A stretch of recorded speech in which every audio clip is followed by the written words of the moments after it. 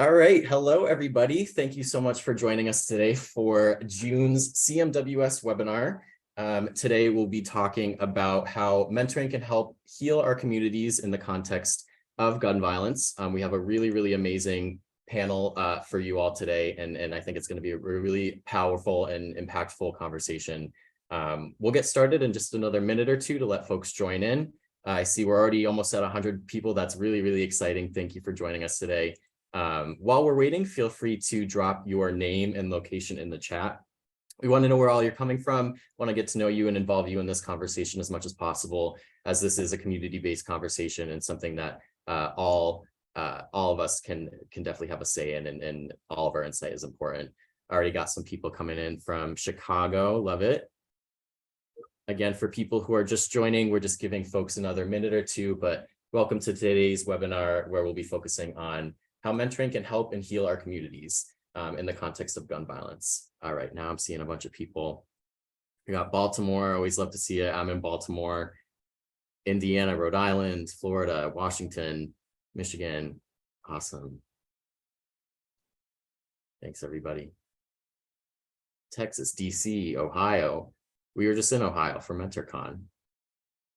Akron, another Baltimore, I love it. New Mexico, New York.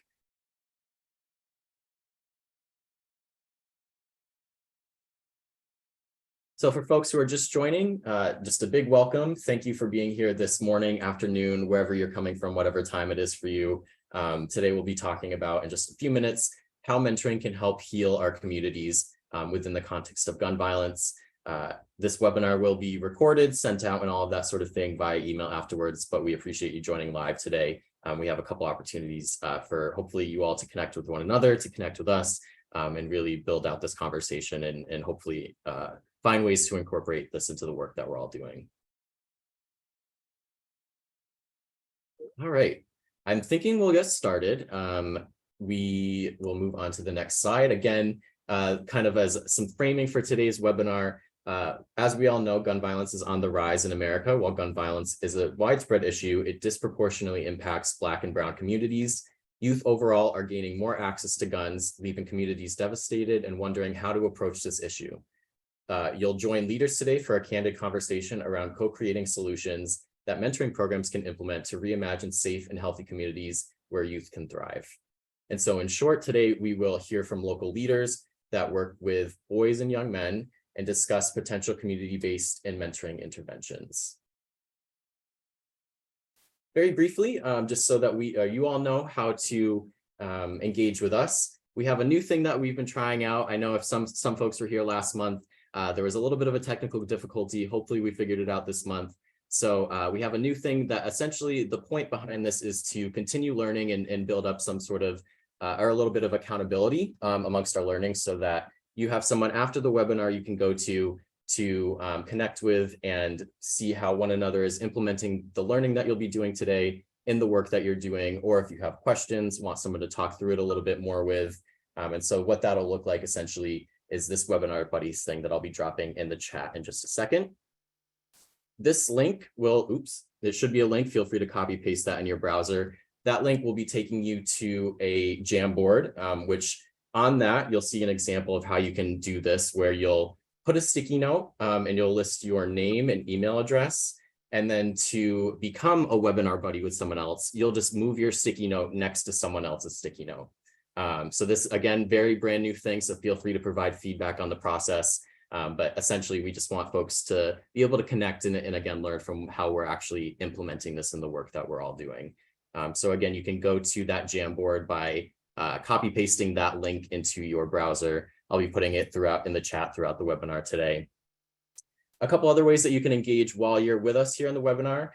We have the chat and Q&A features enabled. So the chat feature, obviously you can introduce yourself as you've already been doing. Thank you for that. Talk with one another, share resources, respond to what the presenters are saying, and tell us your thoughts or your experiences and your ideas as well. And then also we have the Q&A feature where you can ask presenters questions and then upvote questions that you would like to see answered as well. Today, to introduce our amazing facilitator, we have Bianca Murick. who is a mother, founder, and executive director of Pretty Purposed, a nonprofit that empowers girls through mentoring, and executive director of the Virginia Association for Environmental Education, a statewide network of educators that teach environmental literacy, owner of Bianca Murick Consulting, adjunct professor at Virginia State University, co-founder and vice president of Collective 365, a trust-based giving circle that has given over $55,000 in funding to Black-led businesses and organizations, and former elementary and middle school teacher for 12 years. Bianca is going to be an absolutely amazing facilitator, and I'll be turning it over to her now. No, thank you. Thank you so much, Jake. It is great to be in community with everyone. I'm going to start by saying I have had a nagging cough for quite some time now, so I have to pause during the webinar because of my cough. Please excuse me. But I'm so excited today because we have some amazing people with us that are going to be sharing a little bit about the great work that they're doing and about how we can do similar work to transform our communities and be a village of support for boys. This topic is special to me because I'm a mother of a 12-year-old boy. So when I chose this topic, I figured that this would hit home for a lot of us in our communities because it's not being talked about quite often. So I want to go ahead and introduce our wonderful guest for today. So I'm going to start with Dr. Marlon Haywood. So Dr. Haywood was born and raised on the south side of Chicago in the Inglewood area. He received his doctoral degree in educational leadership from Roosevelt University. He has a master's degree in adult education and a bachelor's in liberal studies. Dr. Haywood's life mission has been to be a positive source of change in the life of young people, specifically in young minority men. His professional resume is deeply rooted in service. While serving as a transition specialist, he noticed that the completion rate for African-American males that received their GED was low. So as an intervention, he developed a male mentoring program called the Urban Male Initiative. This program provides academic support to first-generation male students at Malcolm X College. He has expanded this work to elementary and high schools, and it is now the Urban Male Network, so a nonprofit organization that works with teenage male youth in Chicago. Currently, the Urban Male Network has 12 mentoring locations across Chicago and supports over 200 young men. The Urban Male Network is a community partner with the Obama Foundation My Brother's Keeper initiative. Dr. Haywood felt that there was still more that he could do, so he founded Marlon Speaks LLC, a platform that allows him to use his voice and experiences to promote social change as a motivational speaker. So thank you so much for joining us. And now I want to get to our next guest. Our next guest is Mr. Cameron Bertrand. Cameron is an international serial entrepreneur and licensed mental health counselor with years of experience supporting and serving families through the Virginia Board of Counseling. As a youth development professional, Cameron specializes in resource development, leadership development, and community engagement that's tailored toward the community he serves. As a gun violence survivor, Cameron advocates for and provides wrap-around trauma-informed care approaches and programs, as well as opportunities of enrichment in his local area, in the regional area. He's the CEO and founder of the Gun Violence Intervention and Prevention Outreach and Research Center.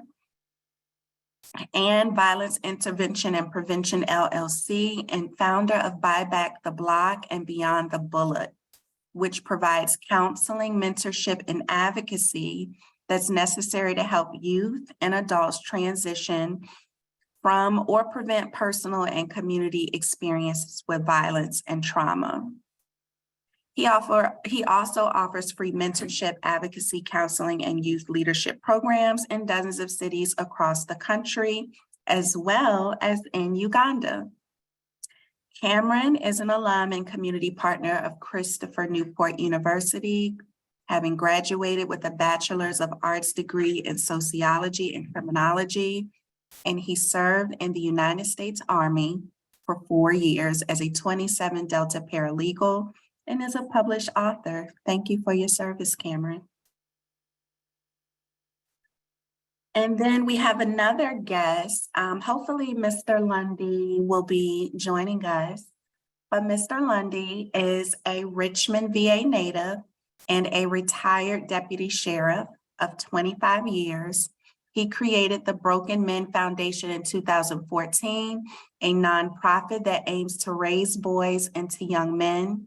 He has been certified in the Fatherhood Initiative Program for Fragile Families through the Virginia Department of Social Services, in addition to being a certified crisis interventionist. He has coached various sports to include basketball and football, along with officiating games ranging from Little League to semi-professional sports. He feels strongly about giving back to the community, which fuels the work that he does at the Broken Men Foundation. All right, so we are going to get right into it. Before we do, I just want to ground us in something. You know, Mentor National and all of us here on the panel, we understand that gun violence and community violence is a multi-layered issue. It's something that really is, it bears collective responsibility. So I want us to understand that the purpose of the webinar is to explore solutions together. So I definitely want you to be interactive in the chat. Tell us about the great things that you're hearing in your community. Ask questions, tell us about what you're doing. But we want to explore these solutions with leaders that are on the front line within their communities that are impacted by firearm violence. So I want you to also just take time to exercise care as we discuss this issue, because we know it can be difficult and it can be triggering. All right, some things to consider. We know that we live in a country where the gun violence is, you know, constantly escalating. But the reason why we are focusing on our Black and brown boys and young men is because the leading cause of death for young Black men within a certain age range is homicide, with about 85% involving a firearm. There was a significant increase in gun violence during the pandemic. And although Black Americans make up just about 12% of the population, they account for 61% of homicides by firearm. And despite the fact that Black boys and young men account for just about 6% of the total population, they are compromising more than half of all gun homicide victims. So that is why we are having this conversation and paying special close attention to this. So we just want to feel, you know, what is your pulse on things? How are you feeling about this within your community? So we have a poll question for you to answer. So you'll just have to look at the pop-up. Do you foresee the statistics decreasing in regard to gun violence within the next 5 years? Yes, Colette, you will receive a copy of the PowerPoint. So do you foresee the statistics decreasing within the next 5 years? Yes, by a lot, yes, by a little, I don't know, or no.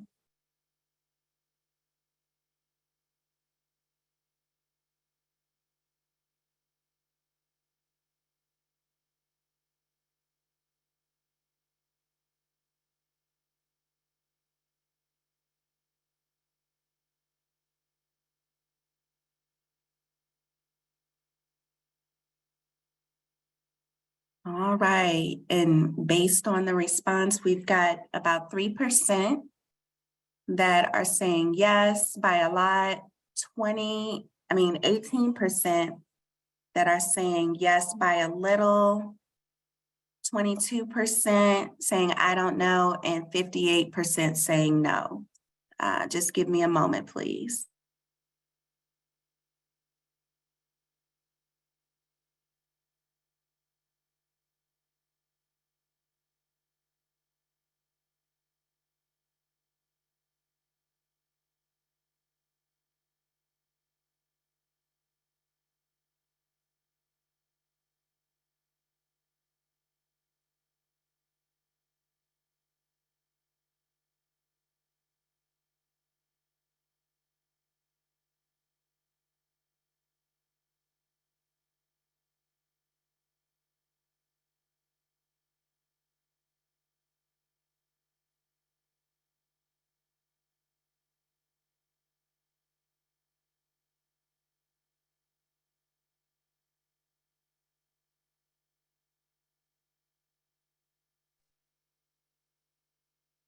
All right, sorry about that. Jake,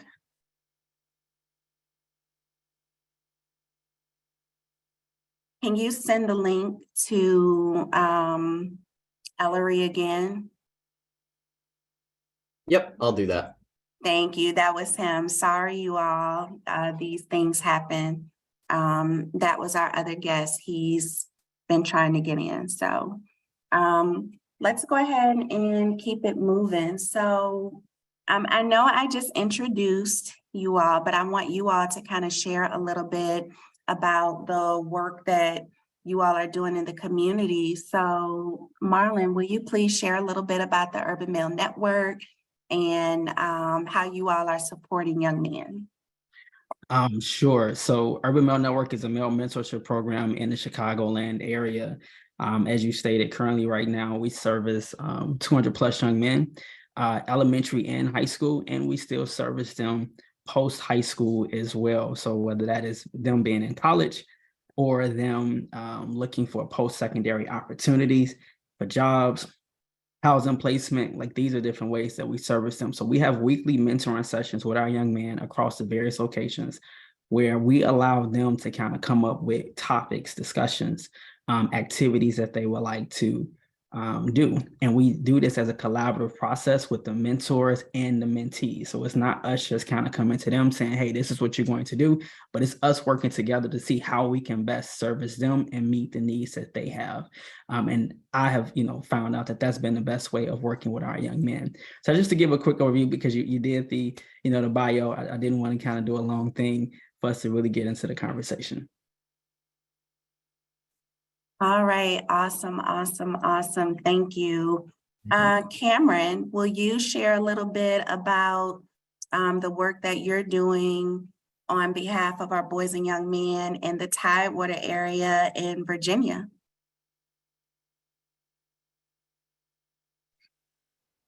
So helpful if I unmute myself first, huh?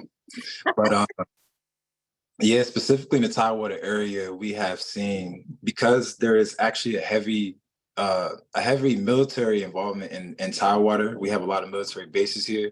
So there is this illusion that we don't deal with as much violence and crime as the data portrays. So a big part of having an outreach and research center is creating the validity and showing the methods of how we obtain our data, making sure that it's trauma informed and evidence-based. So being intentional for our kids. There are a lot of things that our kids ask for and qualitative responses that are not met within the legislation or the policies that govern our communities. So it's important for us to create youth-led initiatives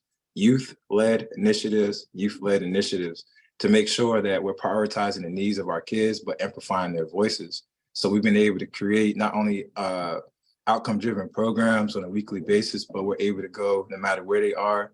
Unfortunately, we do have a lot of youth that we serve that are incarcerated. So our goal is to make sure that when they are in those circumstances, that we do help uplift their mindsets and their bodies to make sure we help them return home as productive, caring citizens of society. So we create programs wherever they're needed, whether it's inside the schools, whether it's inside the communities, in the neighborhoods. And our biggest goal for this summer is to create safe zones throughout the communities, because as everybody knows, summertime, we see a huge spike in gun violence throughout our communities, especially our Black communities. So that has been our main focus, is to keep our kids engaged in as much healthy, positive programs as possible.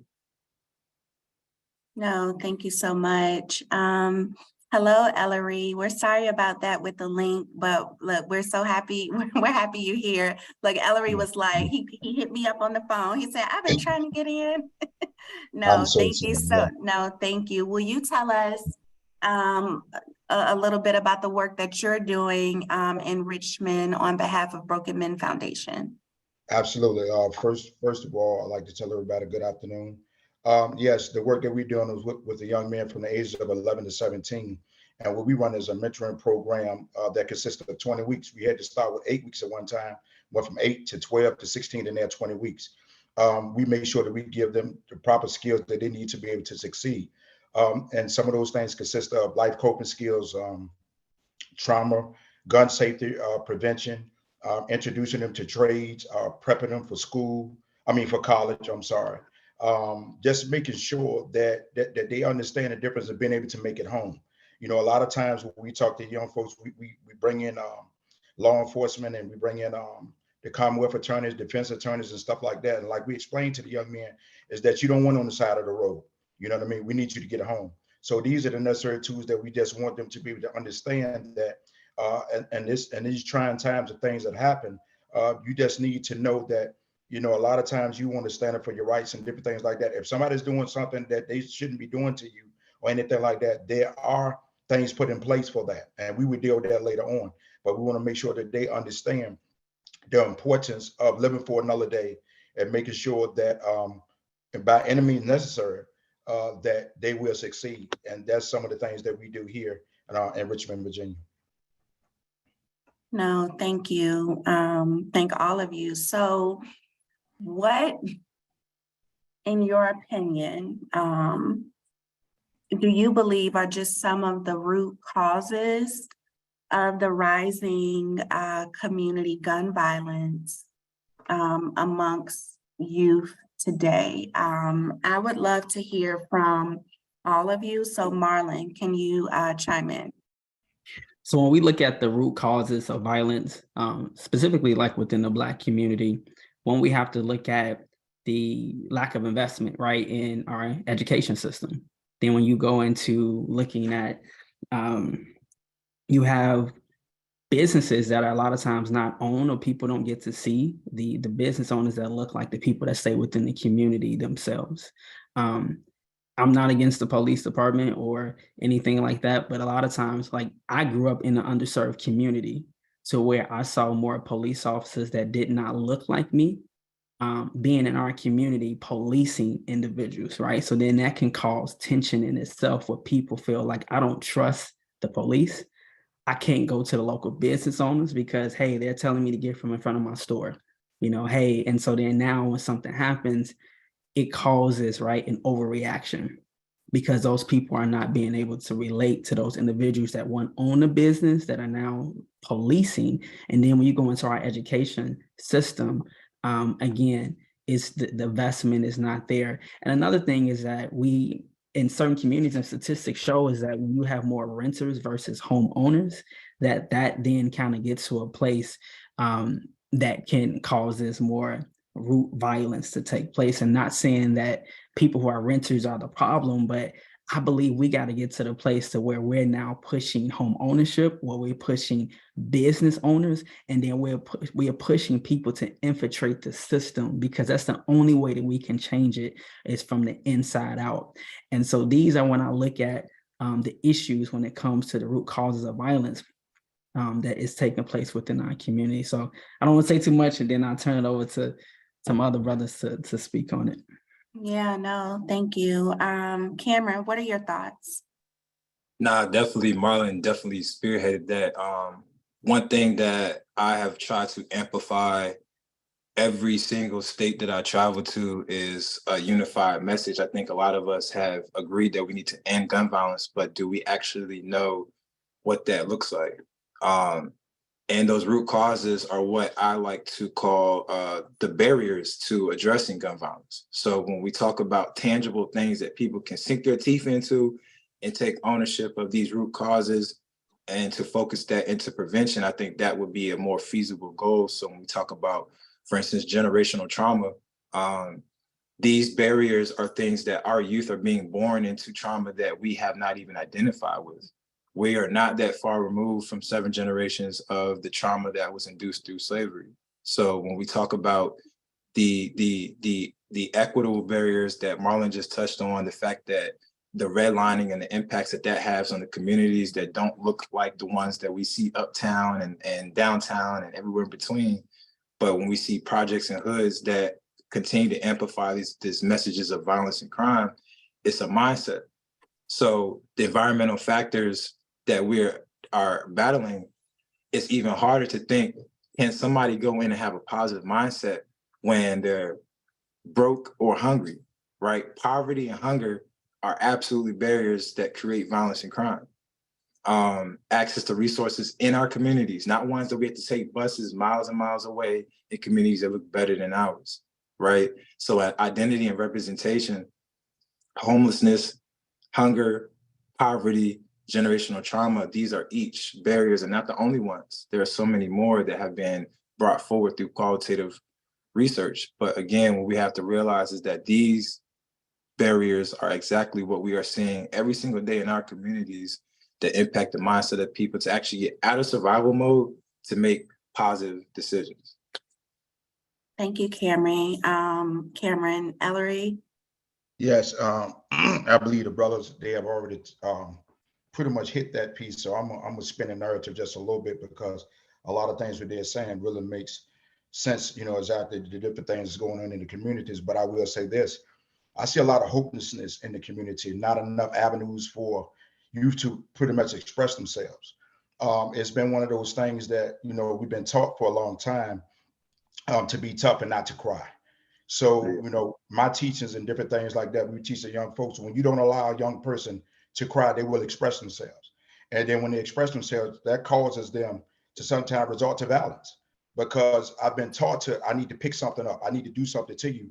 So I've been told to hold this anger in for so long. So what we try to tell them and what we understanding that's why God gave you tear ducts to release those emotions. So what's happening now collectively, what we are seeing is that and the communities with different things that are happening is that if I go against your hood, you go against my hood, and not doing the whole time, they all look like each other. But they've been taught that I'll be considered as soft, or I'll be considered as I don't want to use the other word, but it's just different things that collectively come with these young folks that if we do not allow them to express themselves, they will express themselves, and that's been taught. Don't what they say, if a kid hits a wall or does something like that, oh, don't do this or don't do that. Eventually, just like a melting pot, eventually it will explode if you keep the top on. And that's what we're seeing, just not enough communication to allow them to be who they are and allow them to release themselves.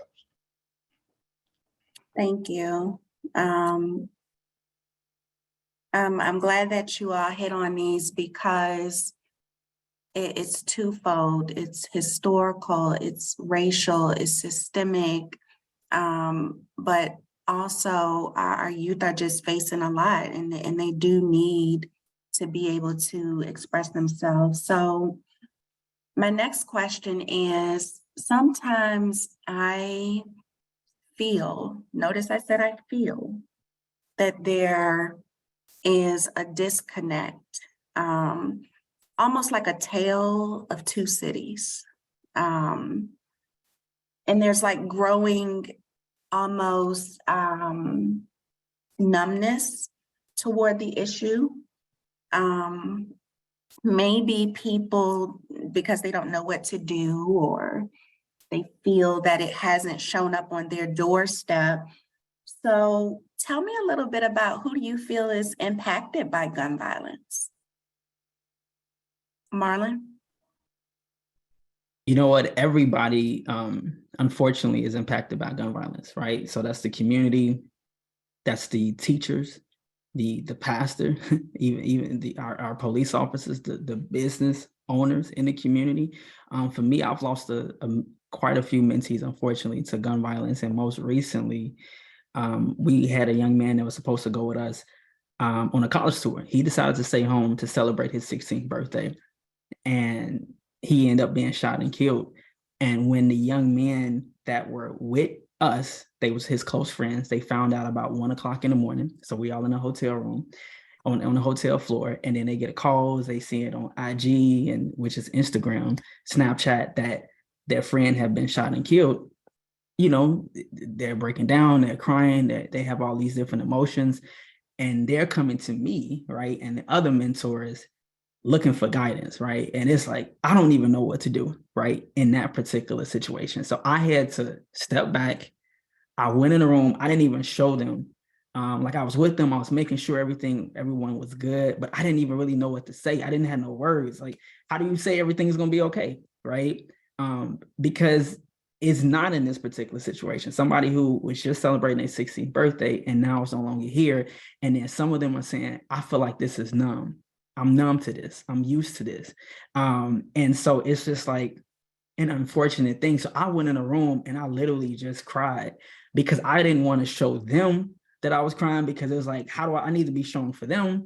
And then I'm trying to help them in that same situation. So it affects everyone, right? The mother, the grandmother, the aunts, because when you lose someone, now you have to like reshift your life and your focus and how you do everything. And then there have been people who have been innocent bystanders. Unfortunately, I've lost friends who was just walking on the lakefront and just happened to be there and been shot and killed. And so that's the thing that, and I saw somebody say, it's okay to let them see the tears. Yeah, in that moment, I just think that I just didn't know how to respond, and I didn't know how my emotions would be. And so was like, let me try to at least get myself together and then be there for them. But that's just giving an example of how it affects everyone. And it's not easy going to a funeral for a 16-year-old. And then it's like, this is not normal. And I just remember, like, I had to still do work. I still had other groups. I still have my wife, my family, all of that. And I still have to try to process this like that is normal. Like, so for myself, I'm like, I need assistance, right?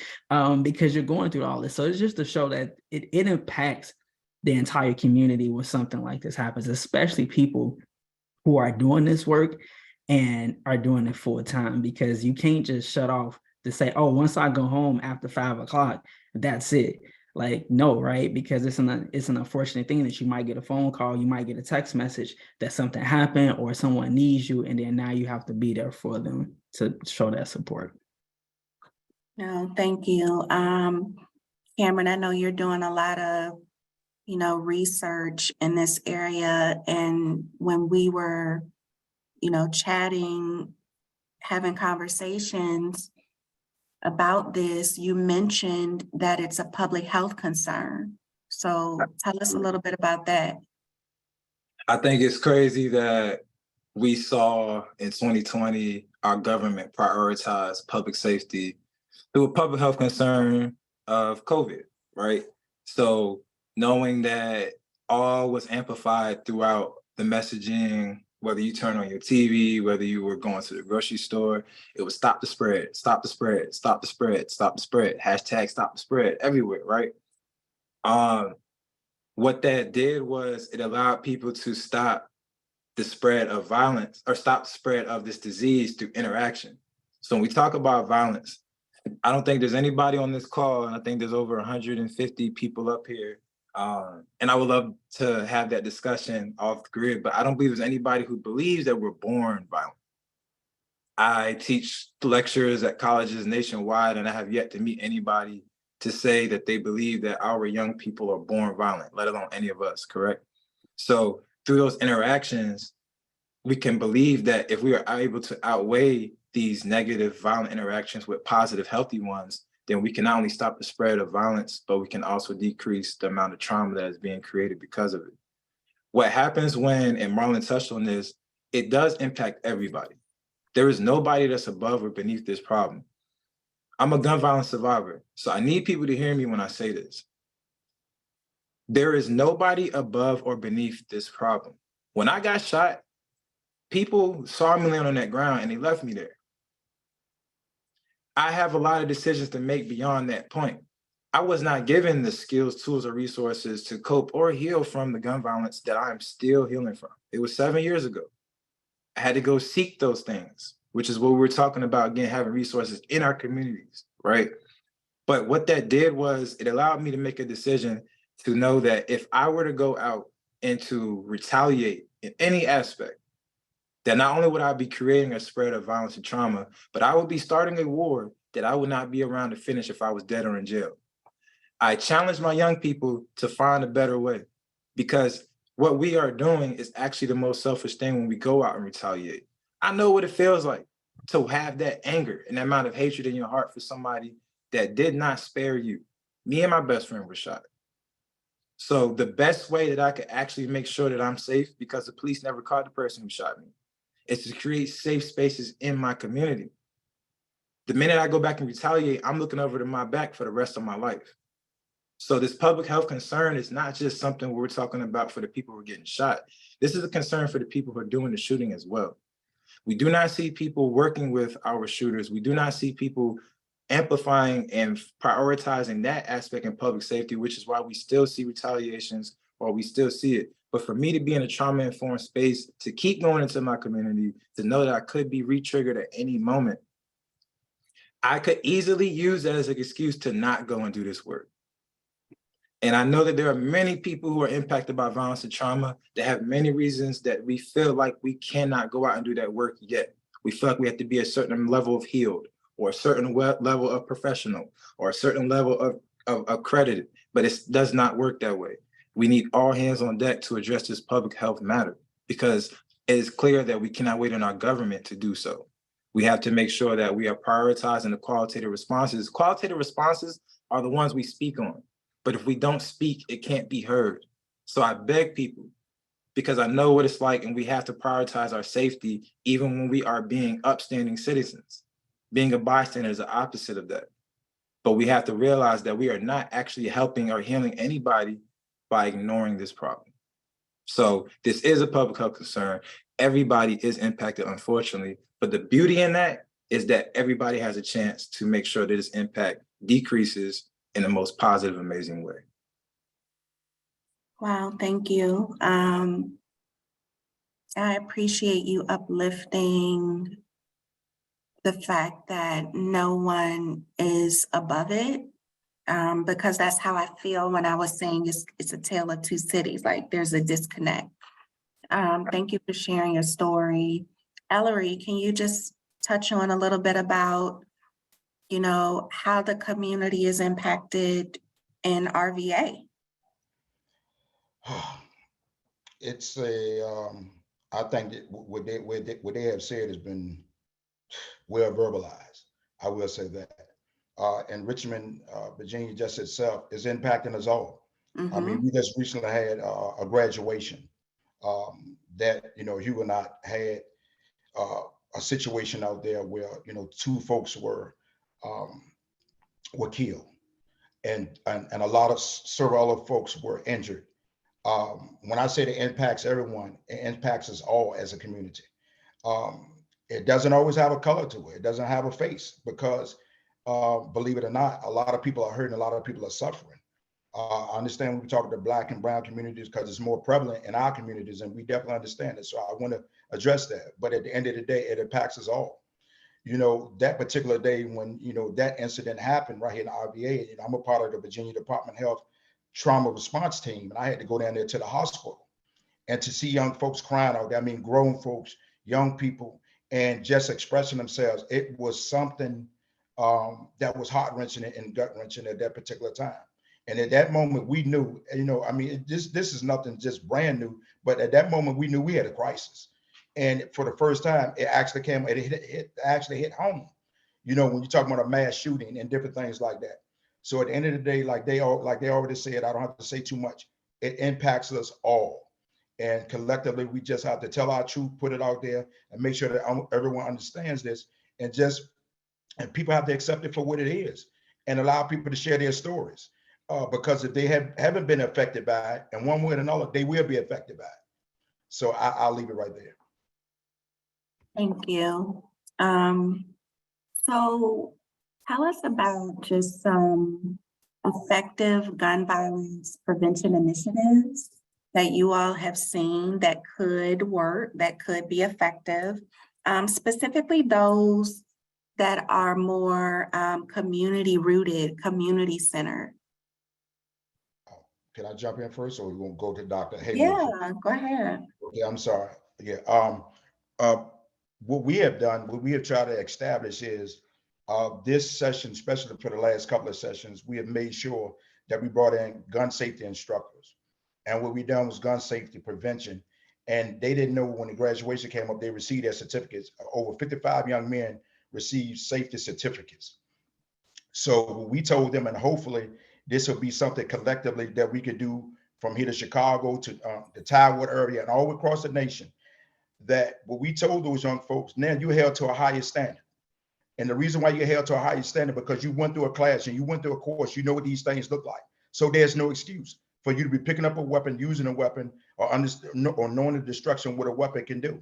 You're not, if something happens with you and you have to end up going to court, we have this saying, we dare you to put peer on your pressures. Put peer to peer pressure. Okay, because what we want them to understand is that if you go to court now, you can't get away with saying, oh, I didn't know what this gun would do. I didn't know. Yes, you did, because you went through a gun safety course. And I'm hoping that we can resonate and make sure that we teach these young folks that. And we need to get the government, a lot of people behind this, and even just the resources. If they can't get the resources, we need to get the resources and make sure we bring people in. And whatever that looks like, these things need to be written into grants and make sure that these young folks know there are consequences of these weapons and different things that's on the streets. And that's my take on that. Thank you. Marlon or Cameron, feel free to jump in. Yeah, go ahead. Go ahead, Cameron. No, you can go ahead. I went first and last. You can go ahead. I'll go last. I'm stuff for the deck this time. All right, but I think that I actually just put it in the chat. We had to give, and it's not just young people, but especially our young people, we had to give them something to live for. I used to always say, like, I think power in words. So I used to always say, give them something to lose, give them something to lose, but give them something to live for has a better connotation, right? And the simple fact and most unfortunate, heartbreaking fact about that is that we got young people who don't believe they're gonna live long enough to face the consequences for the actions they're making today. Like, I've had young people look me in my face and be like, Mr. Cam, like, I ain't got no homies that made it past 21. Like, why are you trying to prepare me for adulthood? Like, what? I've had young people who saw their homies in a suit for the first time in a casket. Like, so for me, it's like being a serial entrepreneur, like these are all things like I've had to work on changing their mindset first and investing in that and actually hoping that they will believe that they will live long enough. So these are all things, again, when we talk about evidence-based, outcome-driven, trauma-informed approaches, you're gonna hear me say that probably on every single response. But if we're focusing on, again, the outcome, which is we want our people to live for future reward or future incentive, right? But then the evidence is, what do those rewards look like for them? We've had a lot of people of our elders, unfortunately, that will come in and tell people, younger people, like, this is the way that you need to do things to be successful. So as a sociologist, I have focused a lot of my impact or my messaging on the research that I did even at undergrad, like the impact that we have on children's perceptions of success. Because in America, we're told that being successful is what? Putting clothes on the back, putting food on the table, putting a roof over their head. There's plenty of people doing it on the block, but it's not legal, right? It's not by legal accepted means. So we have to realize that now we have to shift, again, what it means to be successful for our young people, to invest in future reward that they would actually like to be a part of, things that will actually incentivize their lives and their environment and their communities. So again, making sure we're prioritizing that, whether it's through the trades and doing our own research to make sure we're actually creating opportunities that are going to trigger their mindset for them to be able to take care of their family, not just their surrounding family, but can we actually start working towards generational wealth? So these are all things that we have to realize that if we don't focus on what our kids are asking for and investing in that, they will continue to see that divide. All right. So one of the is a few things that I want to touch on. The first part, as you know, I know it's been said already, but just the mental health part. A lot of times when I mention mental health, right, about bringing in therapists or therapy for my young man, the first thing that they say is that I'm not crazy. Why do I need to talk to someone, right? Talking to someone is not going to help me solve or deal with my particular problem. But what they don't understand is that we talk all the time when we have our mentorship sessions. And I'm like, are we not talking right now? This is similar. This is the same thing. So getting them comfortable with therapy, because in our communities, a lot of our young Black boys, a lot of our young Black men, just men in general, are dealing with post-traumatic stress disorder, right? Where they're on edge. And then they're dealing with, as been said before, generational trauma that has been passed down from generation to generation, and then not really properly have dealt with it. So that's the first thing. And I think that it's important that if we can start really training, somebody brought up this idea a while ago, and I thought it was an excellent idea, right? Who do a lot of our young Black men and boys talk to all the time? The barbers, right? So make them mental health advocates. So train them on how to have effective conversations, to teach our young men of color about how to have proper emotional intelligence, because it's so needed. The second thing that I wanted to kind of go into is safe spaces, right? In Chicago, we've been having a thing called a trend. I don't know if they have this in Richmond, New York, LA, or Cali, but in Chicago, it's a thing called the trend. What happens is with a trend is that they will literally do pound trend on social media, and then the youth just share it, right? All over like Instagram or social media. And then they would say, we're meeting up at this particular location. So I don't know if you've seen or heard this in the news, but literally almost like hundreds and hundreds of teens will show up at one particular location. But what happens is that when they show up with Bluetooth speakers, people twerking, standing on top of cars. It always ends up, unfortunately, in a bad type of situation with fights, and there's been shootings. There've actually been, unfortunately, in another program, another young man was killed at a trend that took place.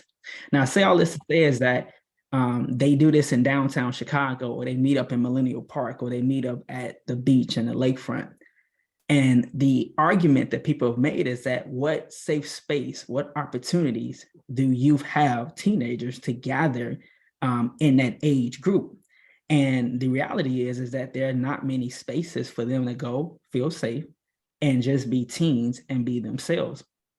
So one of the things that we have done as an organization, and even in collaborative efforts with other mentor organizations here in Chicago, is called the Brilliance and Excellence Movement. So we have created a calendar of events and programs throughout the entire summer, where every weekend we have different events. So like this past weekend, we rented out the entire Sky Zone. It's a trampoline place. We literally had almost 75 young men in that one particular place. We rented out the movie theater for them to see The Flash. We taking them camping. We taking them to Top Golf. All of this is free. They don't have to pay for none of this. As you see in a picture, we took them zipline. There was a lot of them didn't realize they had a fear of heights until they started going zipline, and they had to climb up and up the rock climbing. So we do all this to, one, create a safe space for them. Then two, open them up into different experiences. And then we have mentors that are there that are connecting with the mentees. So at the same time, they're building a bond. Then they're breaking down, right, where they now trusting the mentors to have more conversations with them while they're participating in these activities. And then it allows them to be safe and to be teens again. And so all of that, I think, is effective, right? Because again, it's needed for them just to be fun, not have to worry about looking over their back. And then at the same time, as I mentioned, we can add in that mental health advocate part, because while you're going through these activities, afterwards, while you have a lunch, having breakfast, you can then be talking to them like, how your day been going?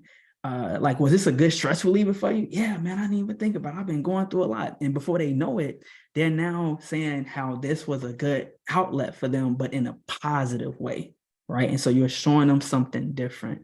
So I hope that you all kind of got what I was saying and that I didn't go too long.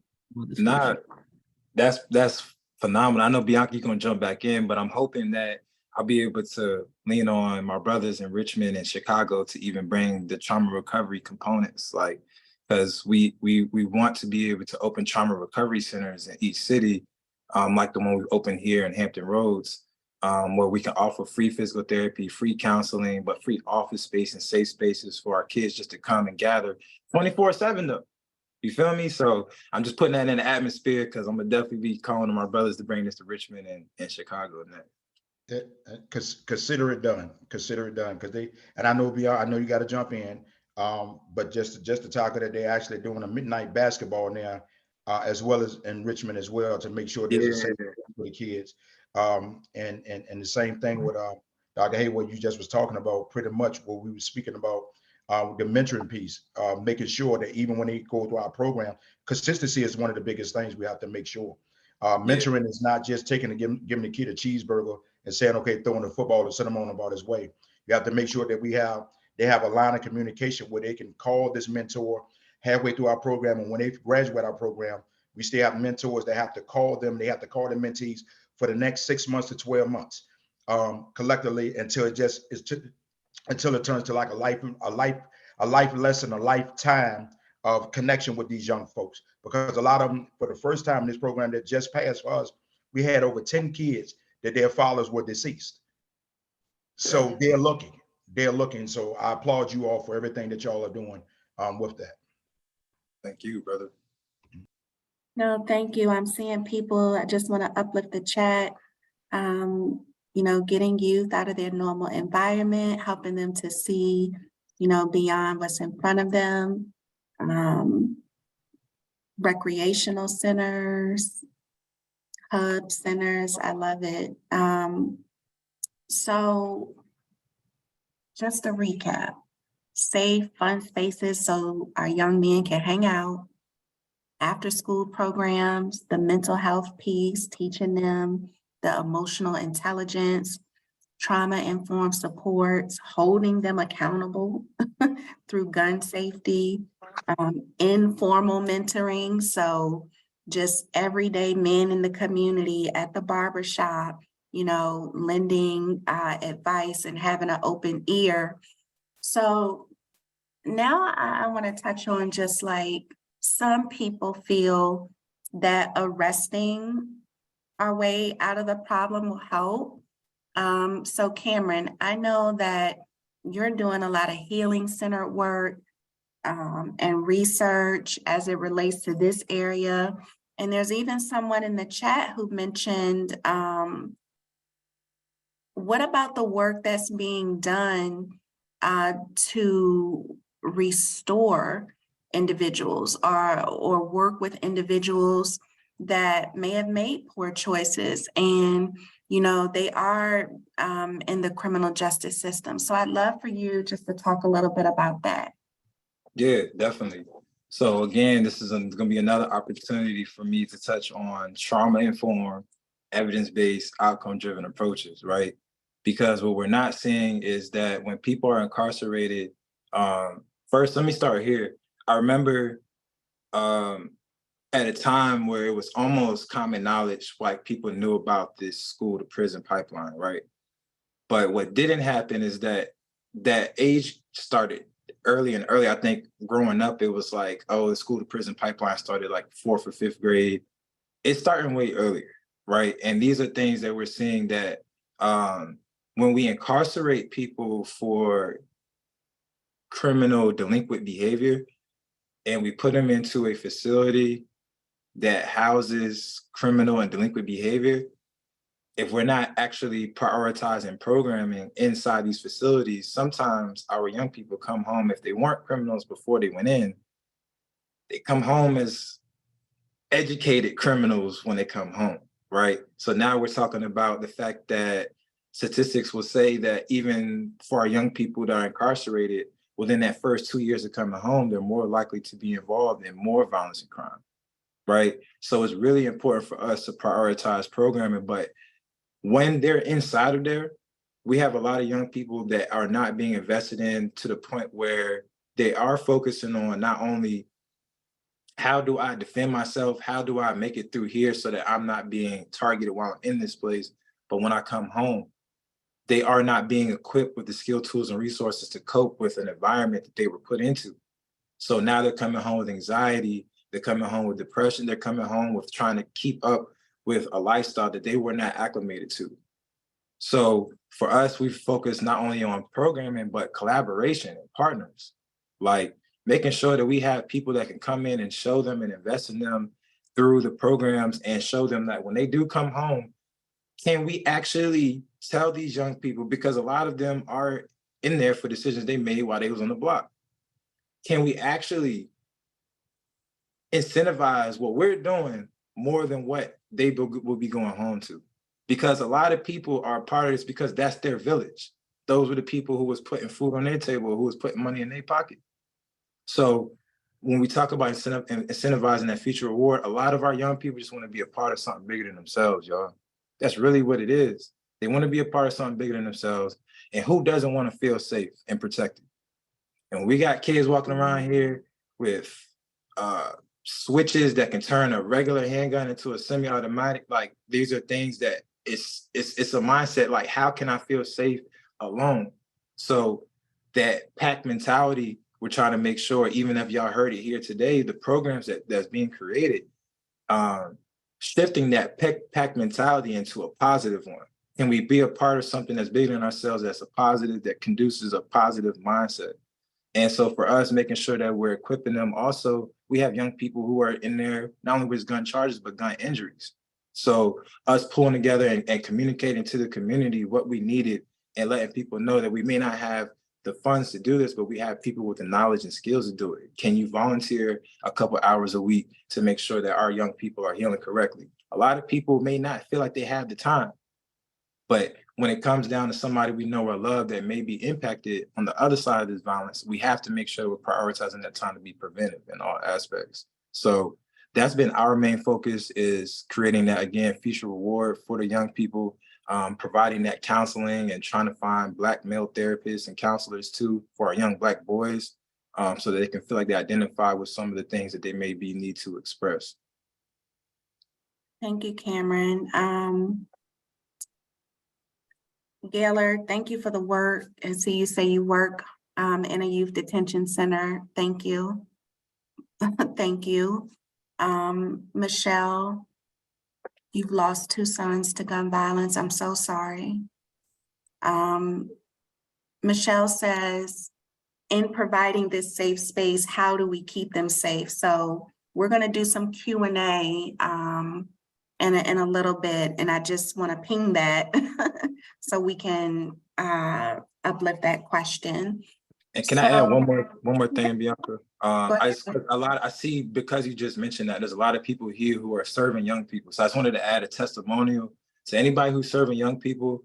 If they do, unfortunately, they might find themselves in unfortunate circumstances where they are facing charges or anything. I ask that everybody continue to show up. It does make a difference. The judges, when they see people showing up in the courtroom, writing letters on their behalf to show what programs they will be involved in when they come home, it makes a huge difference. So I just wanted to amplify that message, because we have to, participatory defense, participatory action, like, we have to be there, showing up when you don't know what else to do, when hope is lost, when we don't have the answers. Please just show up. Like, it makes a difference. It makes a difference. It makes a difference. So I just wanted to amplify that, because I went every week I'm in the courtroom with these kids, and now the judges see our faces and they're just like, all right, well, if you're going with him, I believe that we can at least let you go home on an ankle monitor. At least that's progress. So, like, this has been 6-7 years of doing this work. I was a paralegal in the Army, but that's not why I feel like I got that clout in the courtroom. It's, again, just consistency and showing up. So wherever else is lost, wherever y'all feel like you lack knowledge, wisdom, wherever else, there may be imposter syndrome. We'll talk about that later, but please just keep showing up. I love y'all. Thank you. So my next question is really just a simple one.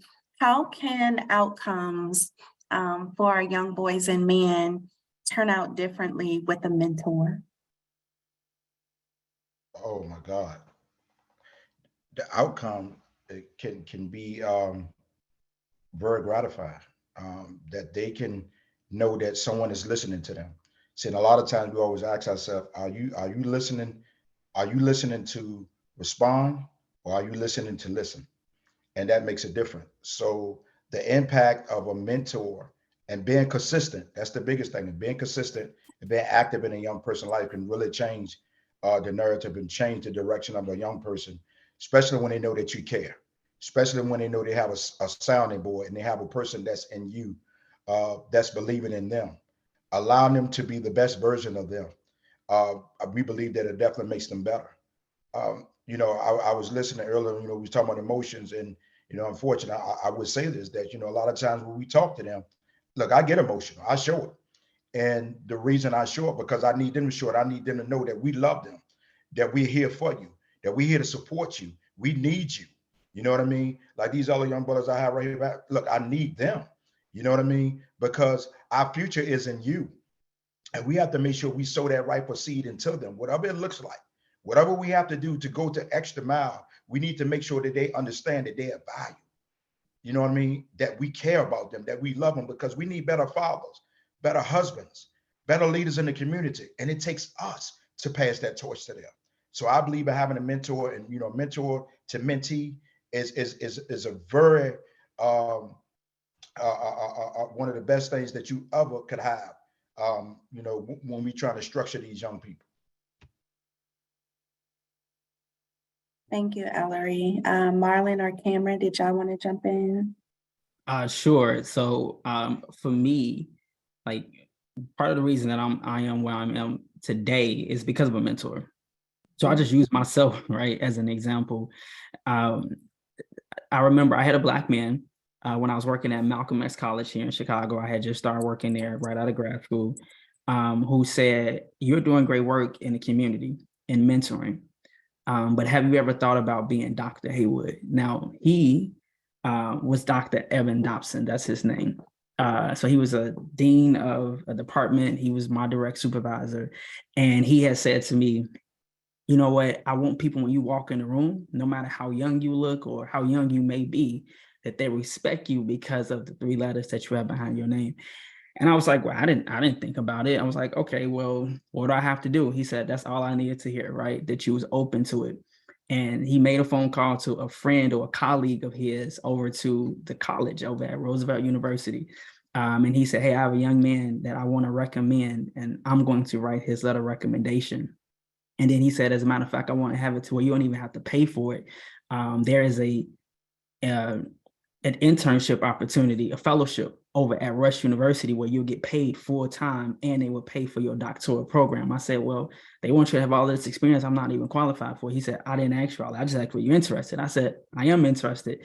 And so from there, he literally took me through preparing me for the interview, gave me books to read to prepare for this fellowship for about 4 weeks. We met in his office consistently during my lunchtime. He told me about how, I need you to start dressing a little bit more differently. If you got some more blazers, I need you to go get them. I need you to go get this type of bag. So everything he was preparing me for, where I got the fellowship, I ended up getting into the doctoral program. I mean, here I am, years later being Dr. Haywood, but that's because a Black man saw something in me that I didn't see. And he said, "I want to push you further." So that shows just the importance of having a mentor, because the same way that he poured into me is now the same way that I'm now trying to pour into the young man that I work with, to help them see something that they don't see within themselves, and to say, you can go further than I have. And so, like I said, I am just a living witness myself. And again, it was a mentor that helped me get my fellowship, helped me kind of really go into that next level, and then to become Dr. Haywood.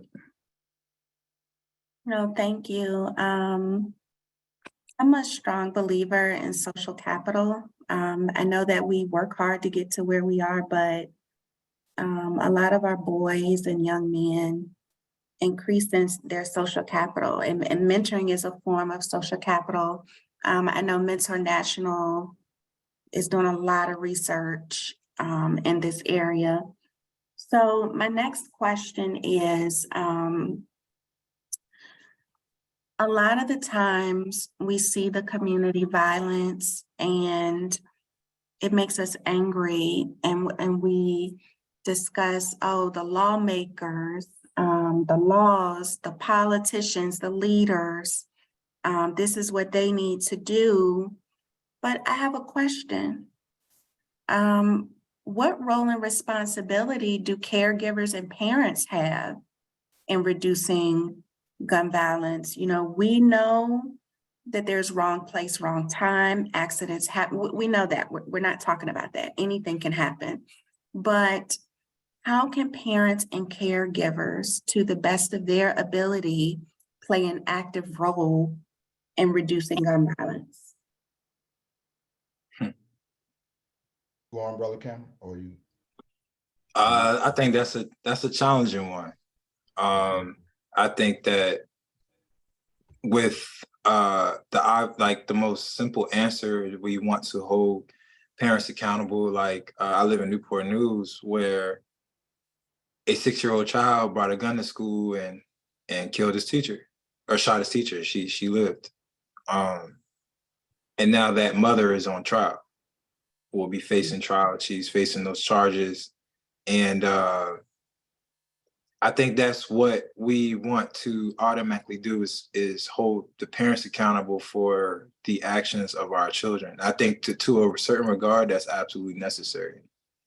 My question often goes to, where does that accountability end, right? Because now we're talking about, again, the generational aspects of what parenting looks like and what type of parents that our parents have and their parents, and were they equipped with the same skills, tools, and resources to actually go and do what we're asking. So I think that the role that our caregivers and parents play is, again, like that huge point of not only transparency, but yeah, that has to be a huge point with what we're asking of parents, because we're not going to have all the answers.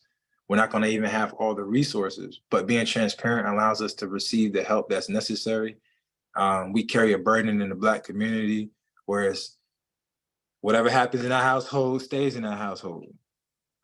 So we're fighting generational curses when it comes to what we're asking of parents and caregivers.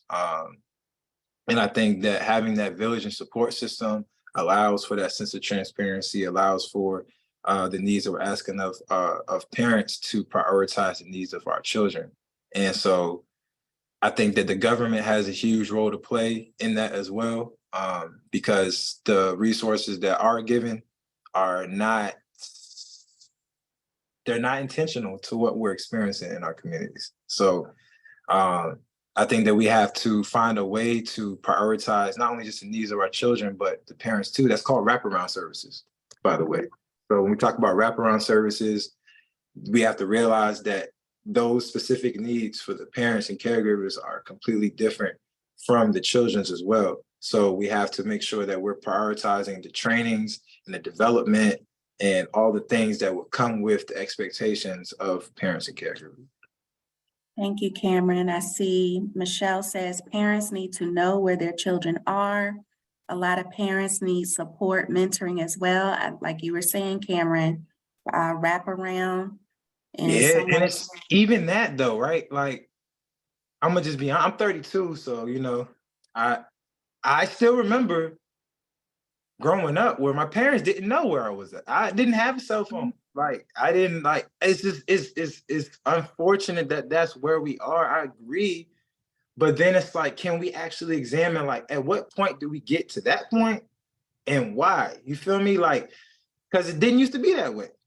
It did not used to be that way. You could absolutely go out and just be home by the time the street lights came on, right? Like, that's how it used to be. So, yeah, that's a challenging one.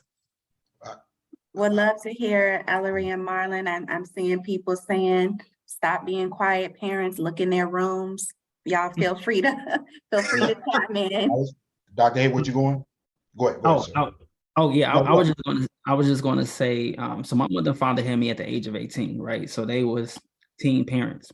So my grandmother was very involved, within my life. Even though my mother and father had me at a young age, she never tried to be my friend. My mother was always strict, right? Like, and people would see my dad or see my mom and thought that they was like my sister, my older sister or my older brother, because again, they were only 18 years older than me when I was younger.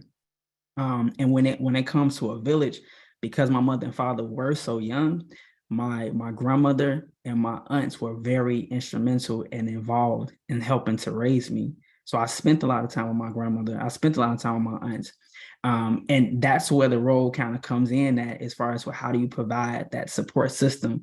My mother used to always say, hey, I used to be like, can I go to my friend's house? Can I go to my friend's, party, get together? She'll want to know, I need to speak to that parent. I need to know who I was going to be over there. And before you go, like all of this, and I didn't understand it then. I used to get upset. I used to be like, my mama, she's just doing the most. But then as I gotten older, I understand the importance of everything that she was doing, because it is needed. And sometimes you have to, even with the mentees that I work with, I let them know I am not your friend and I am not your peer. Right. I am your mentor. I'm a person that's working with you in the program. So I think sometimes we also have to understand that too, that we're not here to be their friends. We're here to relate to them, to work with them, but also at the same time, let them know that there's just a certain level that we're not here to just be kicking it, and you're not about to disrespect me and I'm not going to disrespect you, but we're here to help you and to lead you. And that's where the community role will come in at, and the same thing with a parent too. No, thank you. Ellery, a lot of people chiming in. It takes a village. Every child needs an advocate. Some people don't have parents at home. Yes, that's why we said caregivers. That's why this is one slide out of the whole presentation, because we know that this is a collective thing. A lot of people sounding off in the chat. Having open dialogue. Yep, open dialogue. Giving them a space to share. And I think someone said listening and not just listening to respond. Ellery, what did you want to share? Once again, they hit the nail on the head. But I'll say this: up until Brother Cameron here spoke about the 6-year-old, I was going to go in a different direction. I'm still going to go there just a little bit. But we also have to make sure that we hold these young folks accountable, because their parents can raise them to the best of their ability and give them the necessary tools for them to succeed. And then all of a sudden they go ahead and make a foolish decision. And then we want to go back to the house and say, what were they doing? Some of these kids have had their best love, and for some particular reason, they still want to just go out here and be that guy for some particular reason. So accountability amongst the young folks has to be put on the forefront somewhere, because if that parent wasn't around, or this father, aunt, uncle, nobody was around, this person decided to shoot someone, rob somebody, they didn't make them do that. They did that. That's accountability for them. Okay, I understand when we talk about generational curse and different things happen, but also some of these kids need to be held accountable for the things that they're doing. I get it. I get it.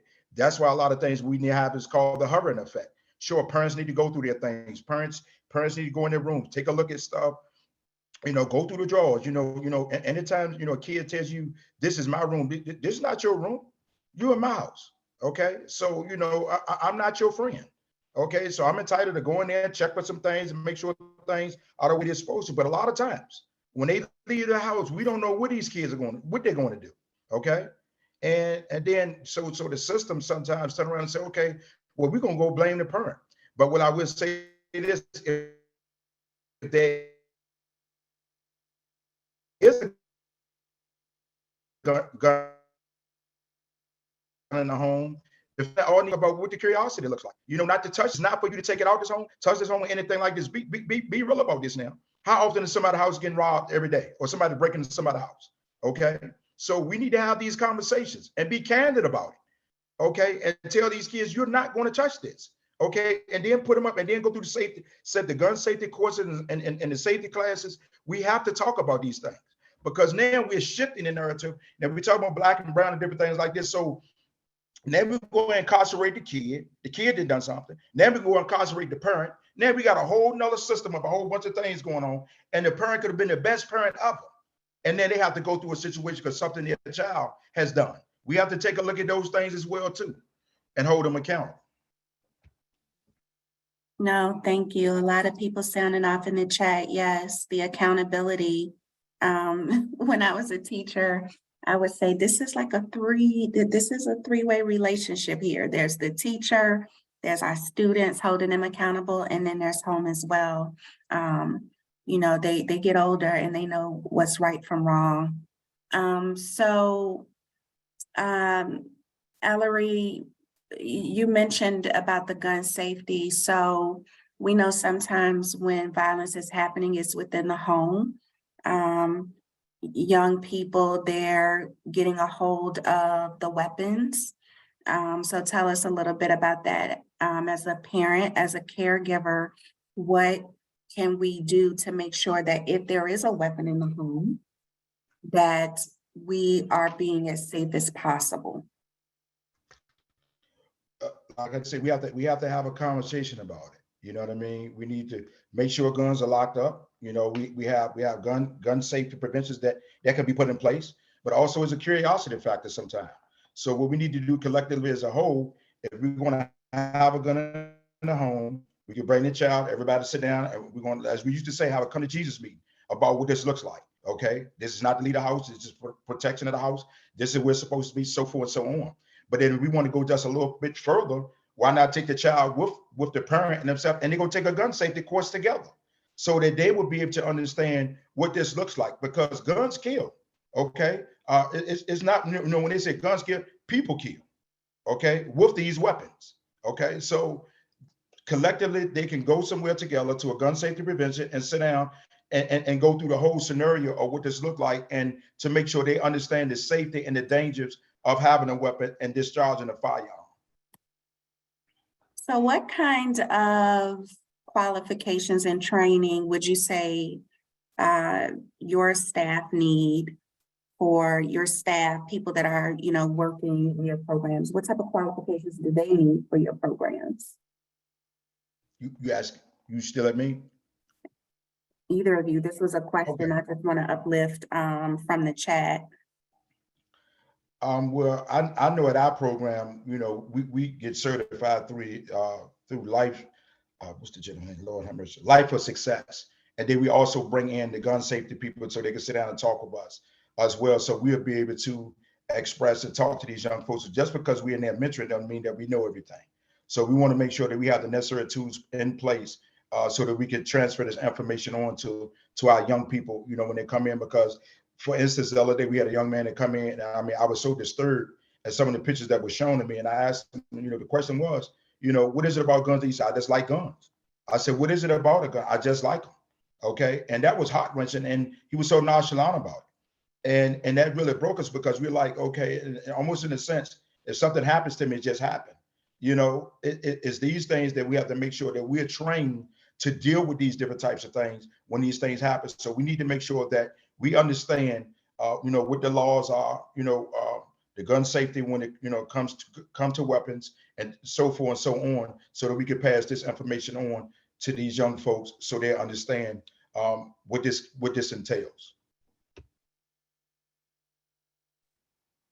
Yeah, I also wanted to add, so as I mentioned earlier, we have a trauma recovery center for gun violence survivors. And so one thing that I learned when I was in the military wasn't just about gun safety, but what do we do if somebody around you is shot and bleeding out, right? Like, we teach people about active shooter trainings and how to hide for safety, but we've seen many times with mass shootings that it wasn't the bullet that killed people. It was the fact that they bled out.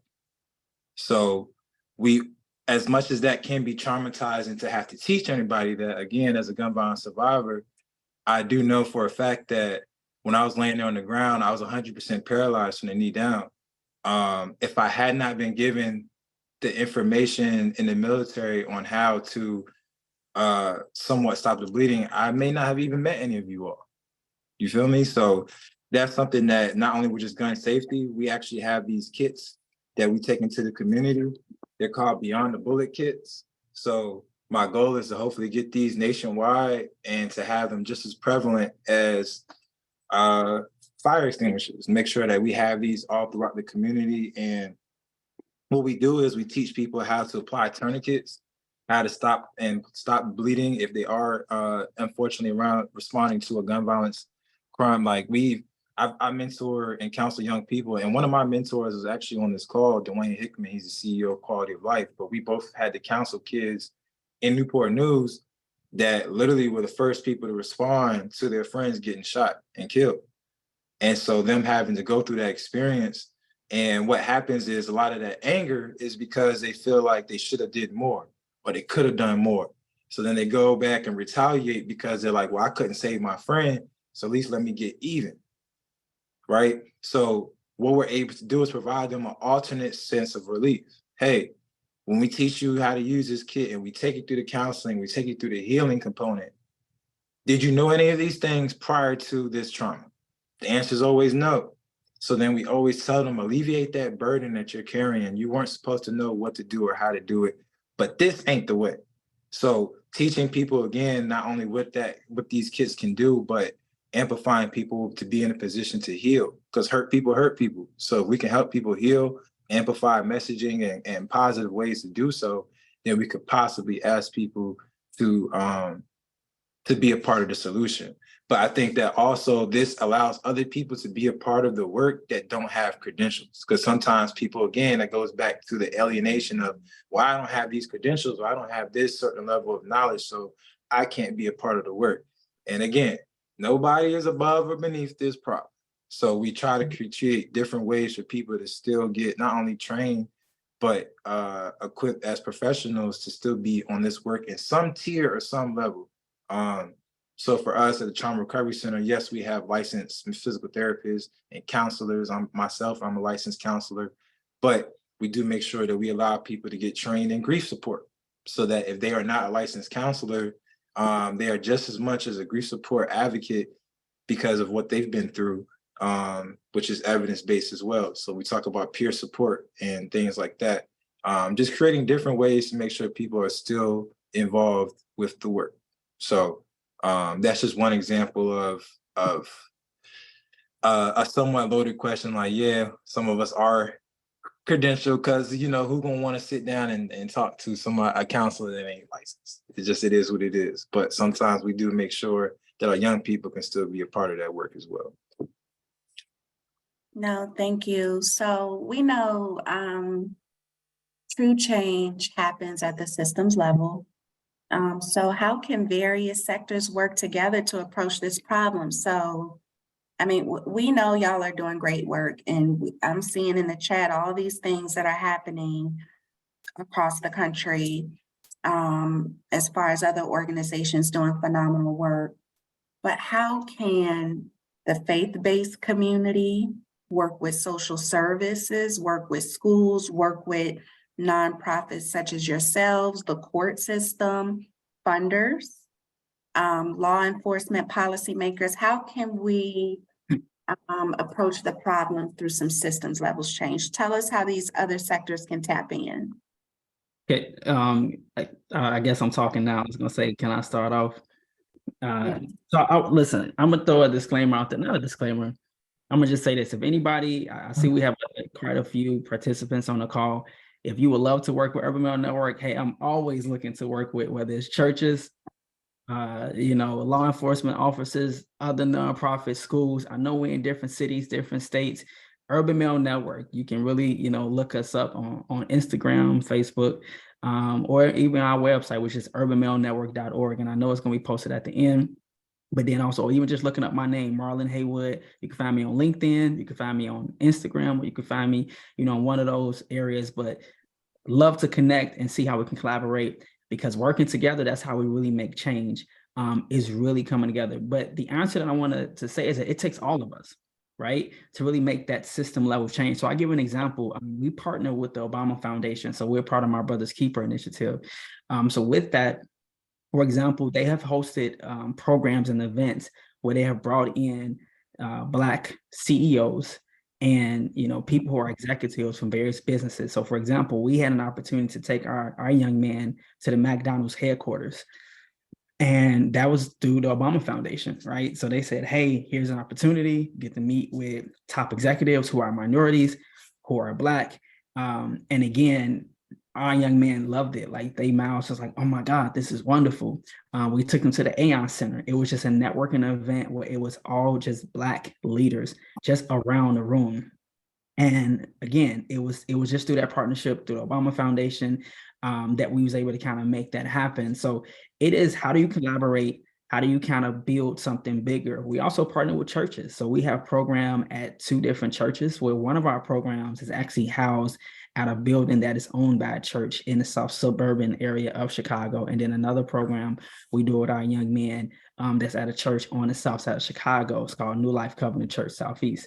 So I'm all about that, right? Because that's the only way that we can effectively make change, is that if we work together. I saw somebody put in the chat earlier about how do we go about making connections with schools. So for us, majority of our sites are actually inside the schools that we work with. So we have programs inside high schools, and then we have programs inside elementary schools. For us, that has kind of been the best, because there are some young men, you can have the greatest program in the world, right? But they won't show up outside of school because they got basketball, they're trying to make money, they're busy in so many other things. But having it inside the school during the school day has really been effective, because then now they're like, well, I don't want to go to class, but I have an opportunity to come to your program. And then now we are talking with them, we're working with them. And so then as we're building programs outside of the school, we've built that relationship, and we're kind of able to kind of steer them in the right direction. So for us, being inside the schools, working with the churches, and building community partnerships has really been instrumental in kind of helping to push our organization forward and in this work to make community change. Thank you, Marlon. Did anyone else want to chime in? Yeah. Yeah. Oh, you got it. Okay. I'm sorry. Yeah, that's so for me, a lot of what Marlon touched on was a big reason why I even ran for office in 2020. It was something that for me, I wasn't I didn't grow up wanting to run for office. I found less and less ways for me to actually create systematic change without being involved in legislation in some aspect.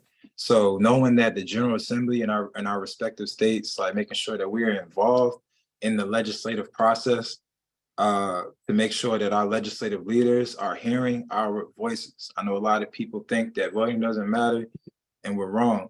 We see the results of it every single time laws and policies are made on our behalf, and that's called ethnocentrism. So when we have policy and lawmakers making things on our behalf that govern our communities that they're not impacted by, we got to change that. Coalition building. So realizing that each one of us have something to contribute, and it's about unity, not uniformity. We don't all have to be doing the same exact thing in order for us to create the systemic change. But needs assessments are something that I prioritize in our communities. If you don't utilize these, I encourage you to. Needs assessments are able to make sure that when we are meeting with our respective stakeholders in the community, whether it's faith-based, whether it's mental health, whether it's the schools, whether it's nonprofits, funders, the court system, everybody has some intersect where we all, some component where we all intersect.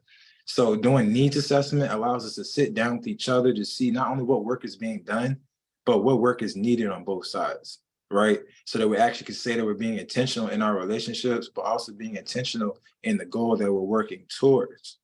So that's really important just so that we know who's doing what, so that we can actually be on one accord when it comes to the system level of change.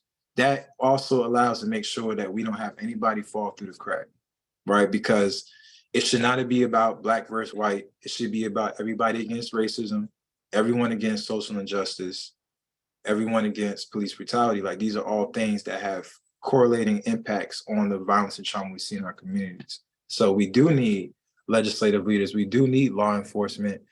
We do need people to make sure that we're enforcing just laws that are equitable and that reflect affirmative action.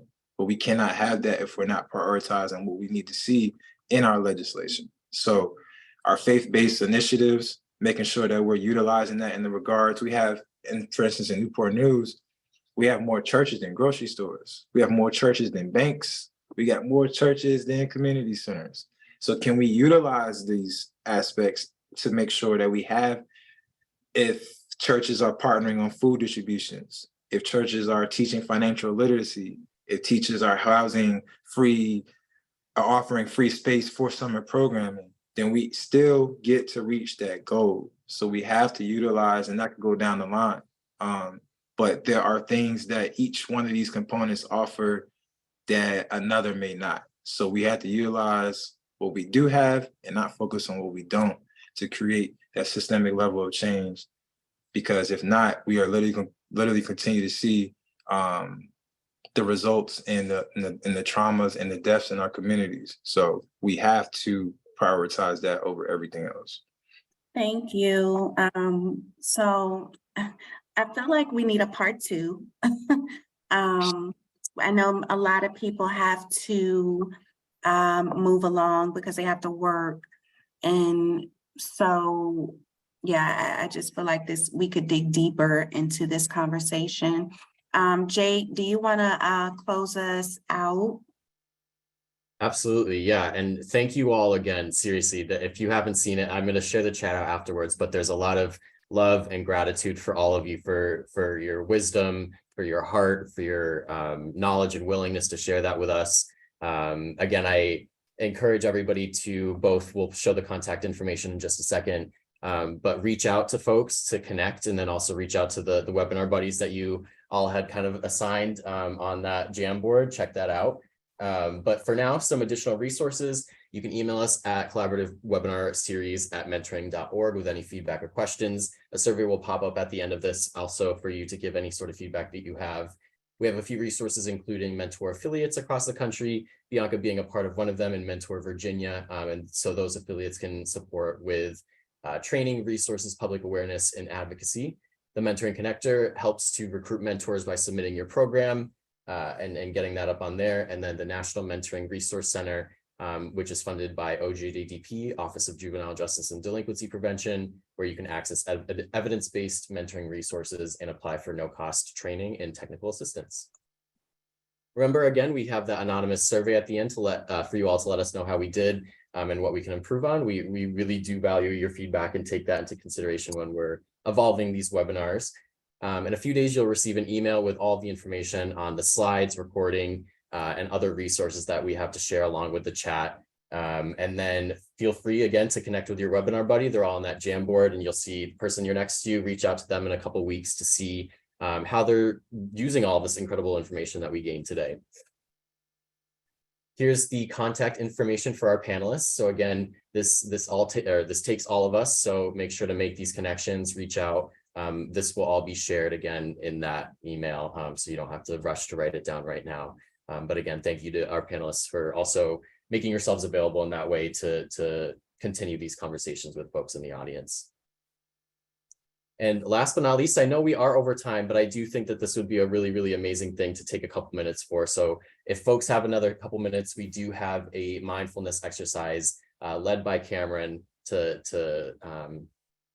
lead us out. Yes, and I'll make this quick 60 seconds for you all so you can actually amplify this as you hop off. I'm going to teach everybody a quick breathing exercise. This is also not only just a mindfulness exercise, but a good grounding technique. So I want to make sure, if you all are not familiar with lo-fi hip hop, again, it's L-O-F-I hip hop.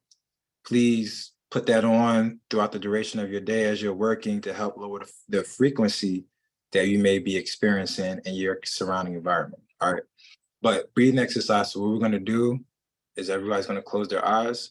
We're going to inhale through our nose for 5 seconds, and we're going to exhale through our mouths for 7 seconds.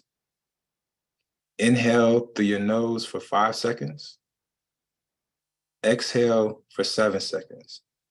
I want you to find a rhythm. Continue to listen to my voice as we're completing this exercise. Inhale for 5 seconds. Exhale for 7 seconds. As you're breathing, please focus on your intentions. Please affirm your thoughts. You should feel your chest expanding as you take each breath. As you exhale, push out all doubt, push out all negativity, push out all insecurities. Inhale with affirmations that we will have a pleasant experience, that we will continue to amplify the knowledge that we obtained here today, that we continue to be diligent in our work and our tasks, and we continue to be intentional with our peers, our neighbors, our friends, and our family. Now inhale, continue to keep your medium, but inhale for 7 seconds, exhale for 10. This may be a bit more challenging, but when all else fails, continue to keep your breathing going. This will allow you to keep your mind where you need it to be. Again, this will allow you to keep your mind where you need it to be.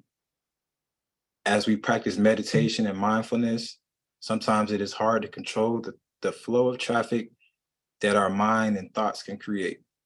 If you focus on your breathing and your breathing alone, you are successfully focusing on one thought at a time. Open your eyes. So this is an exercise that you guys can use. You can inhale for 5, exhale for 7. As that gets easier, then you go up to 7 and 10. And then usually I try to get all the way to where I can inhale for 15 seconds and exhale for 20. That may take 3 to 5 minutes to do, but as you do that, it helps you ground yourself in your emotions and your intentions for the rest of the day or whatever space you may be in. I've done this when I've been triggered by gun violence. I've done this at protests and rallies. I've done this when I was in traffic and I was frustrated. So this is not something that has to be high temperament, high environment. And this can also be a segue into whatever grounding techniques that you may utilize in your everyday life. All right. But breathing, when all else fails, never forget to breathe, loosen your jaw, loosen your back, and whatever other pressure points that you may hold stress in.